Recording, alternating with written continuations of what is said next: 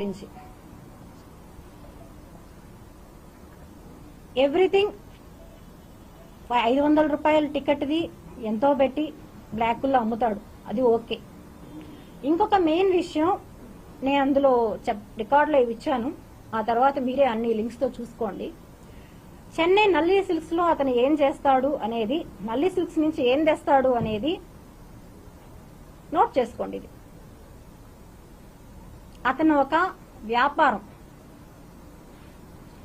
ఎవరైతే తిరుమలకు వచ్చే భక్తులు ఉన్నారో వాళ్ళని మోసం చేయడం ఏ విధంగా అతను చేస్తాడు అనే దానికి ఉదాహరణ చెన్నై నల్లి సిల్క్స్. ఇంతవరకే చెప్తాను నేను.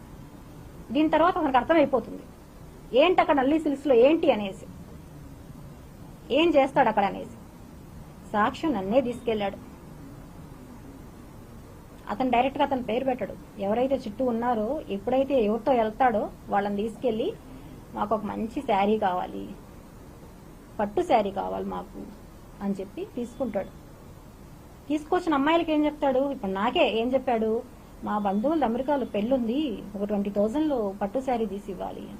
ఓకే, నేను అలానే అనుకున్నా. వచ్చిన తర్వాత నాకెలా తెలుస్తుంది అతను ఏం చేస్తున్నాడని? వాళ్లే చెప్పారు అతను చేసి ఏం బిజినెస్ అని. మీకు ఇవాళ కొన్ని అర్థమై ఉంటుంది ఇది ఏం చేస్తాడు అనేసి. ఒక వస్త్రం తీసుకొని వచ్చి శ్రీవారికి సంవత్సరానికి ఒక్కసారి ఒక టికెట్ ద్వారా ఇస్తారంటండి ఆ వస్త్రాన్ని. ఆ వస్త్రం గురించి నాకు కూడా తెలియదు.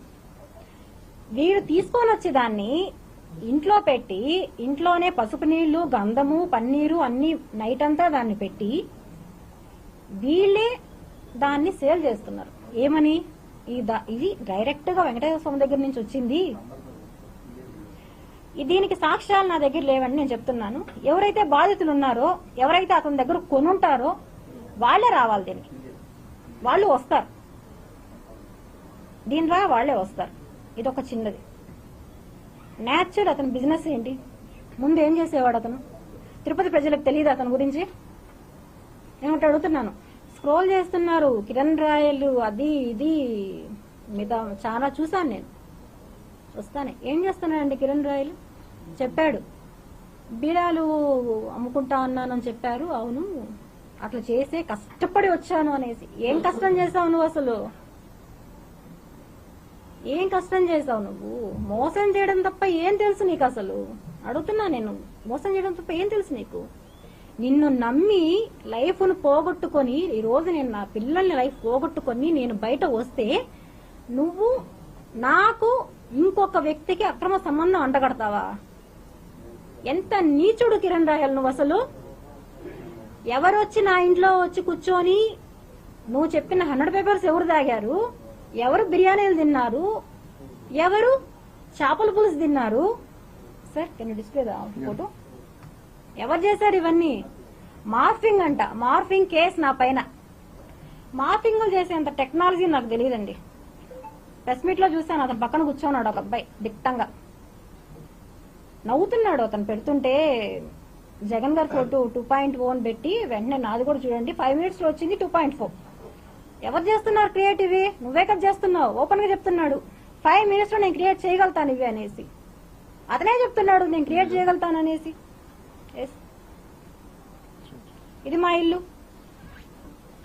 చూడండి. ఇవన్నీ కూడా గూగుల్ లింక్ షేర్ చేస్తున్నాము. దాంతో దీంట్లో నుంచి, ఆ ఫోటోలో నుంచి day to time, location, everything.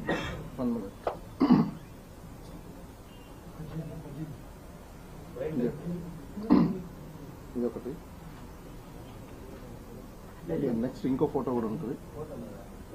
దీంతో పాటు మార్ఫింగ్ చేశారన్న ఫోటో కూడా మీకు చూపిస్తాను. Original photo.